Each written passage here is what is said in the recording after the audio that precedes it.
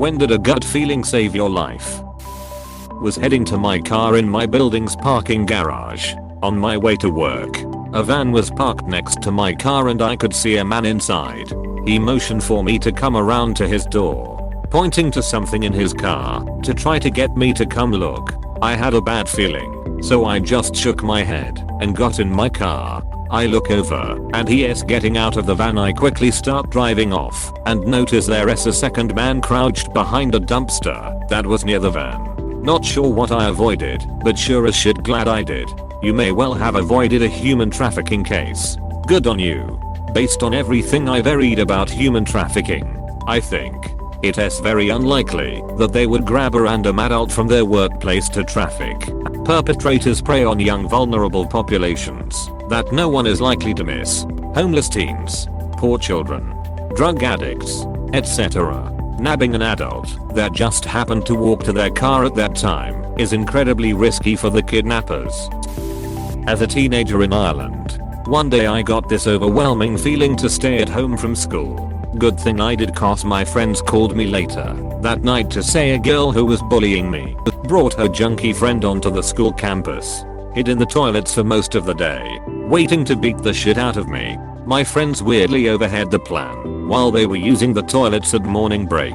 This was the time before mobile phones were used, so they each called me later that night. Imagining this junkie's friend hiding in the bathroom all day for nothing, nobody to arrive, is just hilarious. Especially as she had to get a bus to the location. That's genuinely hilarious. What a mug. Not driving off immediately as the light turned green. Sure enough, a second later two cars smashed into each other, probably right where I would have been had I taken off when the light turned green. Scary seeing a head-on collision happen literally less than 10 feet in front of you. This is why it's important to check your intersection to make sure cars are slowing and stopping before you go. It takes a moment longer and it lines save your life. Defensive driving 101. Facts. The amount of times I've watched cars blow through an intersection seconds after the light already changed is too damn high. I don't remember this, but is a story my father told me. I was an extremely social kid up until age 5 or 6. Never met a stranger and loved people. My favorite thing to do was go to the mall to say hi to literally everyone. When I was around 4 years old, we lived next to a retired couple. Their 30-something-year-old son came to live them, and they wanted to introduce him to us. I was in the driveway with my parents when they took the opportunity to come do the introduction. According to my dad, I yelped at the sight of their son and hid behind my dad. Since this was so unusual, he let me hide and just said I was shy with strangers. They didn't come back over, and my parents stopped talking to them. A few months later, the neighbor's son was arrested with terabytes of child porn. He had just gotten out of jail after being convicted of child molestation. No telling what could have happened had my parents continued their friendship with our neighbors. He had already been in jail for child molestation, and his parents thought, oh, let's make sure to introduce them to the neighbors with a small child. Holy hell, people are so ducked up. Denial is one hell of a drug. Trust me. My buddy's sister moved away from home, and within the first week of her living in her own home, a man comes up to her door and asks her if he can use her phone in her house because he is lost. She didn't buy it, felt uncomfortable and said no. Few hours pass. She walks outside to multiple police cars, ambulances and fire trucks. Turns out the guy went next door and murdered her 2 neighbors who let him in. Never let strangers in. Exactly. I have a cordless phone. I would have passed it to them outside if someone asked to use it. Possibly. When I was in college, my boyfriend and I lived in an apartment. One day, when I was home alone, 2 guys knock on my door. I open up, and they give me some story about donating to a charity. I was dumb and said, okay, sure, let me get my purse. When I turn around, they are inside the foyer blocking the front door. I instantly get nervous and start fumbling with my checks, to which they say they don't take checks, just cash. Then they ask if anyone else is there, and I say yes, my boyfriend is sleeping. I like to think I said that convincingly enough, and I said, let me go see if he has cash. I went into my bedroom to see if I had a weapon jig, but I heard the door close and they were gone. This is why I never answer my door unless I know it is food. And I am a dude. Food is good for a dude. But yes, I would always ask who it is if I am not expecting someone. There is so much to this story that I didn't get into, but if you have any questions please ask. I am a social butterfly and a open book. Went on a date with someone from Tinder. The whole time he is talking about himself. It is nothing but the worst of the worst stories. About him being abusive to his multiple exes but blaming them. Telling me how his daughter hates him. And other horrible stuff that I can't even bring myself to say. While he is talking I am pretty much having a panic attack. The voice in my head is saying calming, get the duck out. So I say I have to go to family dinner. He is making every excuse to keep me and for me to go home with him. So I just get in my car and go. We rear to Starbucks outside. He follows me. So I call my mom. She tells me to go over and that she is calling the cops. Luckily she lives in a gated community where a guard is at the booth so he can follow me in. He turns around and speeds off. The cops get there. I give them all the information I have on this guy. He went into details about his life and I told the cops everything. Turns out this guy kidnapped and brutally raped a girl and was on the run and was stupid enough to tell me his real name when we met in person. It was a long summer of multiple court dates just to end in him getting a bullshit sentence. Props to you for listening to your intuition and seeing all the red flags. Seeing them. He waved the red flags in front of her face. Well, she still saw them and did something lol. I was in the woods looking for critters and I'd found this big piece of plywood that would have been perfect for reptiles and amphibians to hide under. So I go to lift it up. But I have this moment of what if there is something right where I am gonna put my hands. So I grab a stick to lift it up and underneath was a copperhead. It wasn't right where I was gonna grab, so not sure if it would have been able to bite me. But definitely a good cautionary tale. What would a copperhead bite do? From what I know, their bites aren't as bad as some other venomous snakes. And their bites aren't usually fatal. That being said, though, they cause pretty immediate pain and some tissue damage. It won't be fatal for most people unless you're old, or have a compromised immune system, but it would hurt pretty badly.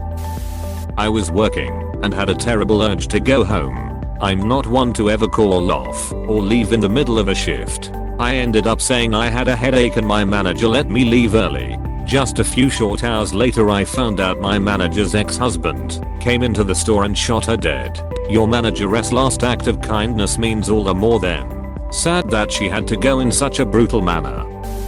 I could tell a man merging on the highway wasn't looking and thought it was a clear late night road. I moved in time to slightly graze his car while going 110 km/h. Holy crap. In my city the mayor's government reduced the maximum speeds on the highways all the way from 90 km/h to 70 km/h. Reduced fatal accidents by a whopping 99. Seriously. It took 1 year to reach the numbers of what used to happen in 2 days. Holy crud. Where I live, we can have speed limits up to 75 mph, or about 121 km/h. There are way too many deaths. The speed limits where I live are usually around 60 mph on the freeways, but most people ignore it and go 80, 90 anyway. Driving here is like playing high stakes Mario Kart. Lived in Orlando for a few years. Christina Grimmie had just been shot the night before, and my girlfriend wanted to go see a show downtown. We went to the show, but I had a horrible feeling afterwards. She wanted to go to Pulse after because it was on the way home. But her car was broken down that day and I had my father take us directly home because I didn't feel comfortable staying out that night. The next morning we got texts asking if we were at Pulse because the club had been shot up. We were there the week before the massacre and had missed it by mere hours on our way home that night. I have a similar story. It was more luck and timing than anything. My now wife, then fiancé, went for her bachelorette party one weekend. And she said she wanted to go out to the Oregon district in Dayton when she got back in town. She and her party were gone from Friday to Sunday. As fate would have it, I was drinking all weekend either with my brother or alone. and playing video games. I think I got exceptionally hammered that Saturday, but figured I'd be able to rally Sunday. I'd done it before. As fate and bachelorette party would determine, my wife and I were individually more hungover than we had been in a long time.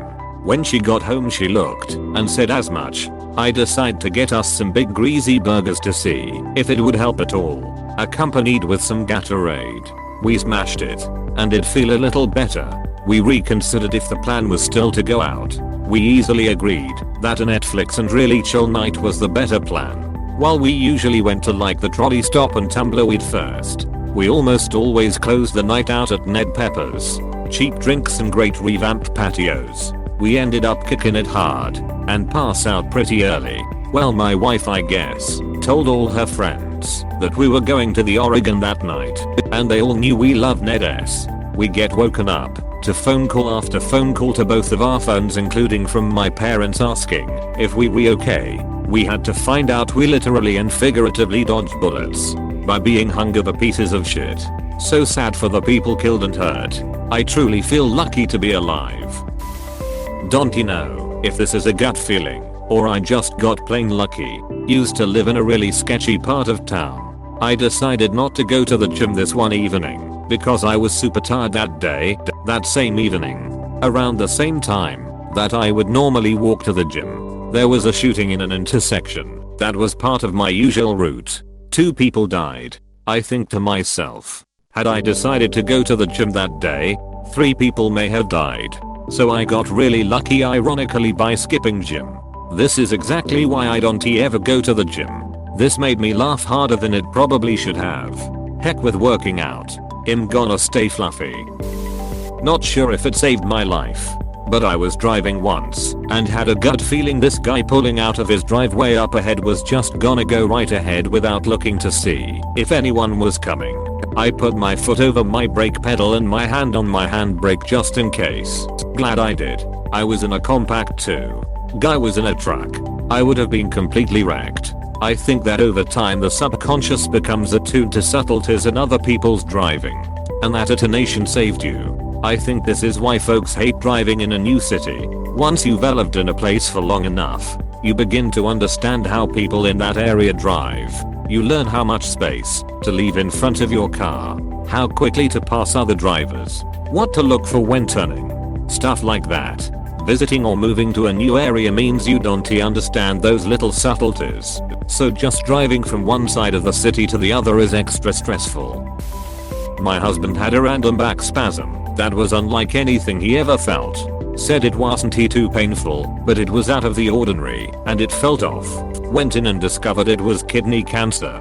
Freaking healthy, buff but 32-year-old with kidney cancer. We are so grateful he went in. I hate to ask. I hope he is okay.